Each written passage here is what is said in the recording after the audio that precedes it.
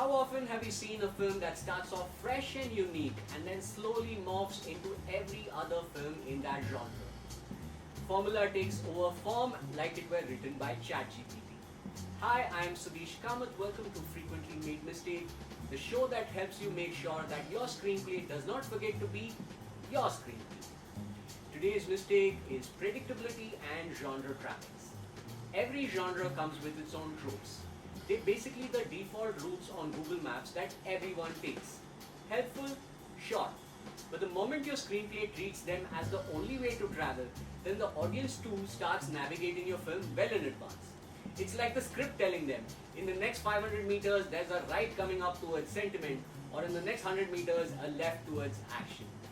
Today's case study is Mani Ratnam's Thug Life, written by Kamal Haasan. The first half is genuinely strong, but then it slowly collapses into a by the numbers revenge saga. Let's find out why.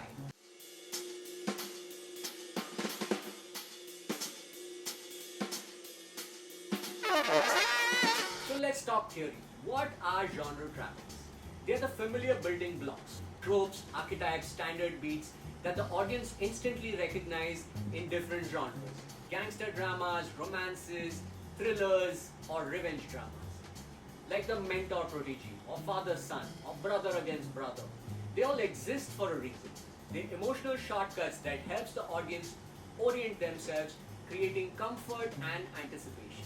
They become a problem when they turn from a tool into a spine.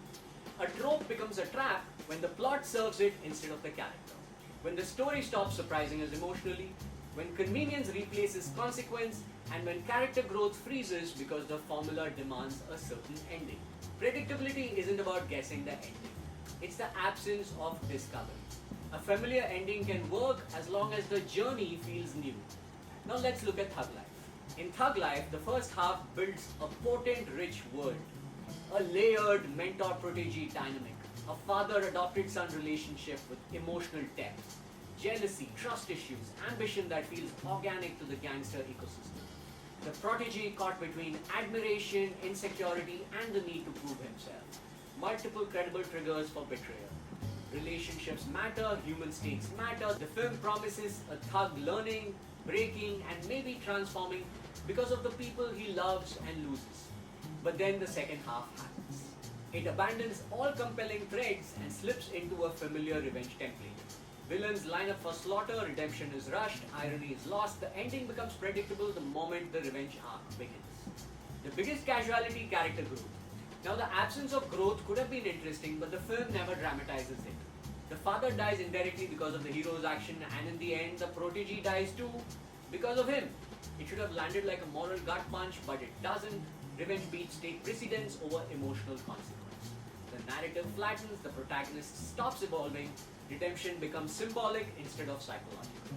And the emotional parallels between an almost father-son or a mentor-protege bond never quite pay off. If the first half had architecture, the second delivers a syllabus of cliches. First, let's look at some of the films that got it right.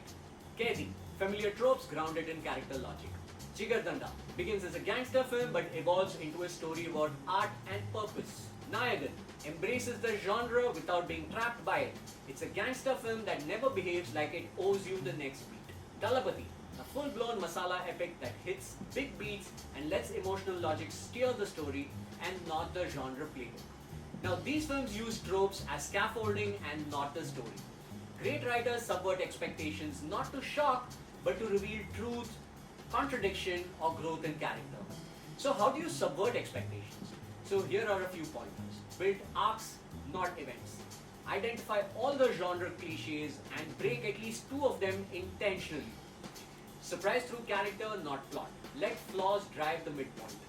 Make your antagonist unpredictable so that the story doesn't fall into a formula. Now here's your writing exercise for the week. Pick any genre, list 5 cliches. For each, write a version where your character makes a selfish choice, a noble choice, a fearful choice, and a truthful but self-destructive choice. That's 20 fresh narrative possibilities. That's it for this episode of Frequently Made Mistakes. I'm Sudesh Kamath. Thanks for watching. Keep writing fearlessly, and may you never know where the story takes you. Goodbye.